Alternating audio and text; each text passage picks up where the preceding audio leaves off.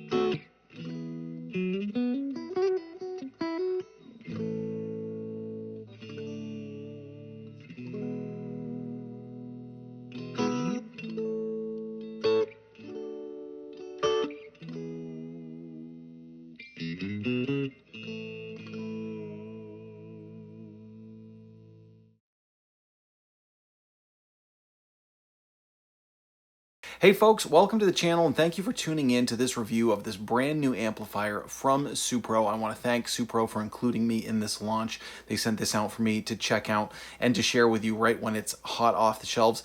This is another amplifier that it actually blends some of the cool things that Supro's done in other amps, and it sort of harkens back to one of the classic things that Supro is known for, which is the small tube combo that has a lot of studio usability.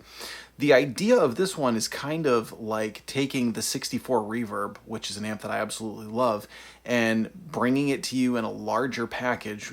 And what this one is it's a 110-inch speaker and it's 15 watts. So whereas the 64 is lower wattage and has an 8-inch speaker, this makes it a little bit more usable in different applications. You know, the 64 Reverb sounds awesome, but this one actually, not only is it a bit louder, but it sounds a little bigger with the 10-inch speaker. Still very small, still very portable, and still very easy to get some great tones at low volumes because it's 15 watts. Now this has the Supro BD10, it's 6L6 driven, and what's really cool about this one, like the 64 Reverb, is it has a multitude of direct out options, right? So you have a dry out, you have a reverb out, you have a mix out, and then you have a separate mix level.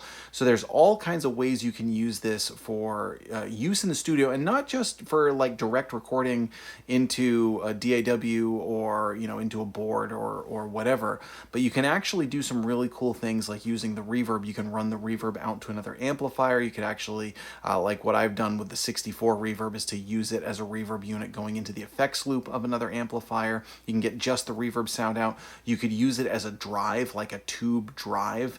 If you go the drive, dry out, and you can blend it with other amps, so there's all kinds of things you can do. Now, as for the tonality of this amp in particular, you know, regardless of all the cool direct out options that you have, this has a treble, it has a bass, it has a gain, it has a master volume, and it has a pretty powerful reverb. And for reverb, you have level and dwell controls, and this is a serious reverb. This is a thick spring reverb, and it gets splashy, and it gets springy, and it gets reflective, and you can certainly dial it back and just make it sound like a nice reverb. But if you want to like wash out and get some crazy sounds with reverb and things too, it can absolutely do that. This has that kind of power, and again, that makes it cool if you're interested in using the reverb out for a number of different applications. Also, and one of the things that I'm very pleasantly greeted with, I don't want to say surprised by because they have a good handle on this on other amps as well, but is the master volume works really well. So if you push the gain and you keep the master back, you don't need to get this amp cranking before it sounds pretty natural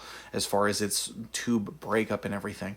And in terms of kind of classic Supro tones, this one gives me the vibe of that old, like almost like that Rolling Stones, Keith Richards rhythm kind of thing. It's got that really nice classic rock crunchiness and a lot of play on the EQ knobs, right? You can turn the treble way up, you can turn the bass way back, and you can get a really bright kind of, rhythm tone where it's not too ice picky or anything.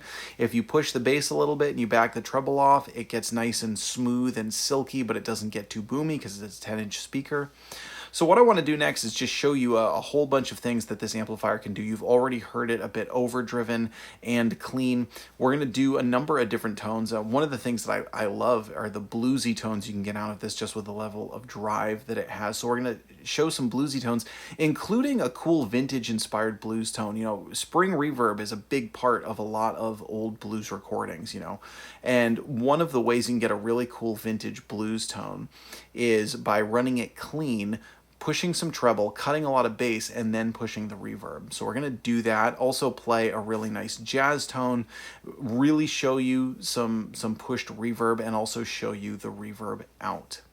Now for this review, I'm using my D'Angelico XL-DC, which is one of my favorite D'Angelico guitars. It just sounds great and pairs really beautifully with this amplifier.